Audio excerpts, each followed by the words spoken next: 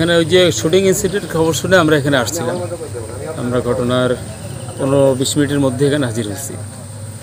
আমরা আসার আগে জখমি অবস্থায় ওই যে মাহবুব ওনাকে নিয়ে গেছে হসপিটালে। তো আমরা ঘটনাস্থলে আমরা এখানে আসলাম, পাশাপাশি একটা পার্টি আমাদের হসপিটালে পাঠিয়ে দিছি। ওখানে পরবর্তীতে শুনলাম মারা গেছে। ওখানে শ্রোতাল রিপোর্ট করে যে পোস্টমর্টমের কার্যক্রম অব্যাহত আছে।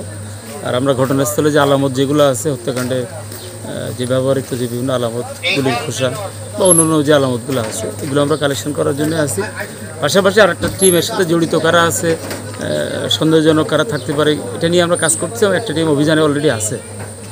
ওরা 3 জন ছিল ঘটনাস্থলে শুনছি। একটা মোটরসাইকেলে 3 জন ছিল, একজন হেলমেট পরা, 2 জন হেলমেট ছাড়া। এবং ওরা এখান থেকে বেরোয় তেলিগাতির দিকে শুনছে, এরকম আমরা এলাকায় এসে জানতে পারলাম। তাৎক্ষণিকভাবে আমাদের একটা টিম তেলিগাতি অঞ্চলে কাজ করতেছে। আর আশেপাশে কোথাও সিসি ক্যামেরা আছে কিনা, সিসি ক্যামেরার মাধ্যমে ফুটেজ সংগ্রহ করে আসামি শনাক্তকরণের জন্য প্রচেষ্টা অব্যাহত আছে। পাশাপাশি আমরা ডিজিটাল পদ্ধতিতে যে কার্যক্রম আছে, অন্যান্য যে কার্যক্রম আসামি গ্রেপ্তারের জন্য, সব রকমটাই আমরা নিয়ে কাজ করতেছি। এই মুহূর্তে ঘটনায় কারা কারা জড়িত কি সুনির্দিষ্টভাবে বলতে পারবো না। সেটা নিয়ে আমরা আরেকটু কাজ করতে পারলে একটা আশানুরূপ রেজাল্ট পাবো, তখন আপনাদেরকে বিস্তারিত হবে। কয়টা গুলির খোসা এখানে? গুলির খোসা আমরা এখানে মোট পেয়েছি হচ্ছে 7টা।